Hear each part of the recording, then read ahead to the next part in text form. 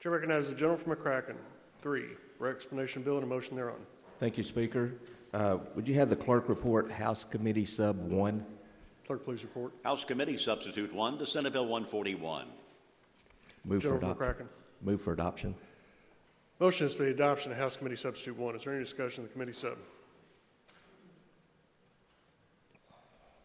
Seeing none, those in favor signify by voting aye. Those opposed, nay. House Committee Substitute 1 is adopted. Gentleman from McCracken, 3. Thank you, Mr. Speaker. Senate Bill 141 does two things. The first, I'm going to speak to the bill, and then second, I'll speak to the adoption of the House Committee Sub 1. The first thing it does, it allows cities to place amounts a property owner has incurred by city liens on their current property tax. That way it can be billed at one time. It does not require them to pay those liens, but it does allow them to notice that they're aware that they are due and payable. All other aspects of the liens, such as collections, fees, and interest, does not change.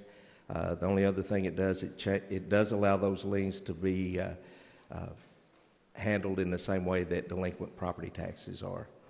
The second part to the committee substitute, Senate Bill 141, contains a one-year annexation pause. Many of you have heard about this issue from your county judges, mayors, and other local officials. I've also heard that this will impede economic development. In all actuality, the intent of this action is to protect economic development throughout the Commonwealth. When local governments, cities, and counties are put in positions of disagreement and it becomes public, it actually impedes companies' desires to locate in our communities and in our state. Annexation is an issue that hasn't been addressed in over 30 years. I appreciate members of the House and Senate leadership and caucus members pushing a conversation on this issue that is long past due. I want to be clear that the committee sub is not a solution, it's the beginning of a conversation.